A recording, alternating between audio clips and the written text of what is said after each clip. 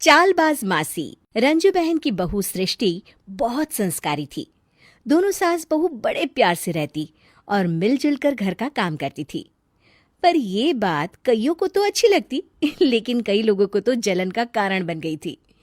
एक दिन सृष्टि से मिलने उसकी सहेली घर आती है। अरे सृष्टि, तू तो बड़ी अच्छी लग रही है। यहाँ तो घर का सारा काम करते करते हालत ही खराब हो जाती है। अपने ऊपर ध्यान देने का वक्त ही नहीं मिलता। तू तो बड़ी किस्मत वाली है।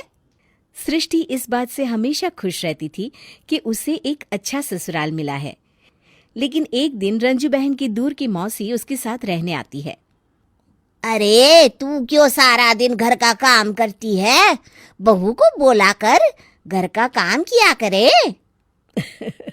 अरे है तो वो भी बेटी की तरह ही ना, और मिलजुल कर काम जल्दी हो जाता है। तू तो बड़ी सीधी है।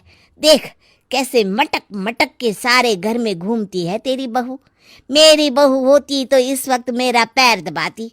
क्या ये तेरे पैर दबाती है? पैर तो कभी नहीं दबाए इसने मेरे। ये सुनकर रंजना मौसी समझ जाती है कि उसने अपना काम कर दिया। अब जल्दी सास बहू में जंग होगी। मौसी मुस्कुराती हुई वहां से निकल जाती है। एक दिन रंजना मौसी सृष्टि से कहती है, तुम्हारे कान के झुमके तो बड़े सुंदर लग रहे हैं। जरूर तुम्हारी सास ने दिए होंगे। नहीं नहीं मौसी, मेरी माँ ने दिए हैं। अच्छा, फिर तेरी सास मुझे क्यों कह रही थी कि ये झुमके उसने तुम्हें दिए हैं? उसे झूठ नहीं बोलना चाहिए था। वैसे तुम्हारी सास ये भी कह रही थी कि तुम्हें खाना बनाना नहीं आता, तभी उस बेचारी को सारा दिन तुम्हारे साथ काम करने के लिए किचन में लगना पड़ता है। ऐसी तो कोई बात नहीं है। मुझे खाना बनाना नहीं आता। अरे मैंने तो खुद उन्हें खाना बनाना सिखाया है मौसी। रंजना मौसी वहां से चली जाती हैं। किचन में सृष्टि खाना बना रही होती है कि तभी उसकी सास वहां आ जाती है और वो कहती है, आज मेरे पैर में बहुत दर्द है, खाना तू ही बना ले। और वैसे भी मैंने सुना है कि मुझे खाना बनाना तो तूने सिखाया है। हाँ माँ जी, सुना तो आपने सही है। वैसे मैंने भी बहुत कुछ सुना है, लेकिन क्या बोलूं। दोनों सास बहू को झगड़ते देख बाहर खड़ी रंजना मौसी मुस्कुराने लगती है। बड़ी आई थी प्यार से रहने वाली।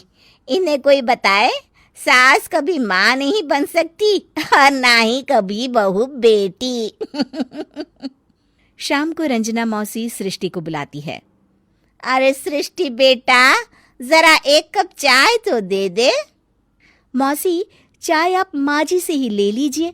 मैं किचन में पैर भी नहीं रखूंगी। वैसे भी मुझे कहाँ आता है चाय बनाना। तभी वहां रंजू आ जाती है। वो सृष्टि की बात सुन लेती है। हाँ हाँ बहू रानी, तुझे तो कुछ नहीं आता। रंजना, तो तू एक काम कर, तू ही चाय बना ले। और हाँ, सृष्टि को भी चाय दे देना। इसे क्या लगता है, ये चाय नहीं बनाएगी तो क्या हम चाय नहीं पिएंगे? अरे हम पिएंगे भी और पिलाएंगे भी। रंजना मौसी थक कर उठती है। ठीक है रे रंजू दीदी, आप जैसा बोले। रंजना चाय बनाकर लाती है और सोफे पर बैठी सृष्टि और रंजू को चाय देती है। अच्छा, मैं थोड़ा मंदिर तक जा रही हूँ, रात में देर हो जाएगी आने में। रंजना देर रात घर आती है तो सृष्टि को आवाज लगाती है। अरे बहू रानी, कुछ खाने को तो दे दे, बहुत जोर से भूख लगी है। मैंने कोई खाना वाना नहीं बनाया मौसी। वैसे भी आपकी बहन तो कहती है ना कि मुझे खाना बनाना आता ही नहीं। हे भगवान, अब यह फिर से ना शुरू हो जाए। तभी वहां रंजू आ जाती है। रंजू, आज खाना तुम ही बना लो, और हाँ, थोड़ा खाना सृष्टि को भी दे देना, ताकि इसे भी पता चले कि हमारे यहाँ खाने का स्वाद क्या होता है। रंजना बेचारी किचन में जाकर पूरे घर का खाना बनाती है। जब वो खाना बनाकर बाहर निकलती है तो सास बहू टेबल पर बैठकर उसका इंतजार कर रही होती हैं। लाओ लाओ रंजू, जल्दी खाना लाओ, बहुत जोर की भूख लगी है। सास बहू खाना खाकर अपने अपने कमरे में चली जाती है। अगले दिन सुबह रंजू रंजना के कमरे में जाती है। अरे रंजू, अभी तक सो रही हो? जरा नाश्ता तो बना दो। तुम्हें तो पता है ना कि बहू आजकल किचन में पाँव भी नहीं रखती। पता नहीं किसने उसके कान भरे हैं। चलो अब उठो और नाश्ता बनाओ। और हाँ, सृष्टि को भी दे देना खाने के लिए।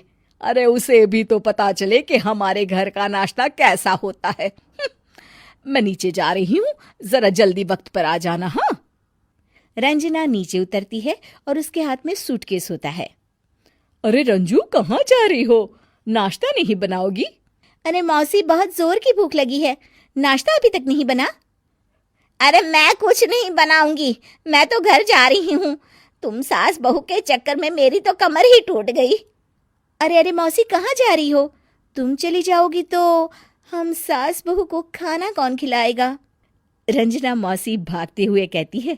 अरे मेरे बस की नहीं है, मुझे माफ करो। मैंने तो गलती कर दी तुम दोनों के बीच में झगड़ा लगाकर। रंजना मौसी के जाने के बाद रंजू सृष्टि से कहती है। बढ़िया आई थी हमारे बीच लड़ाई लगवाने वाली। अरे कौन कहता है कि सास माँ और बहू बेटी नहीं बन सकती? सही कह रही हैं माँ। अगर ऐसे भड़काने वाले लोगों से दूर रहा जाए तो हर सास माँ और हर बहू बेटी बन सकती है।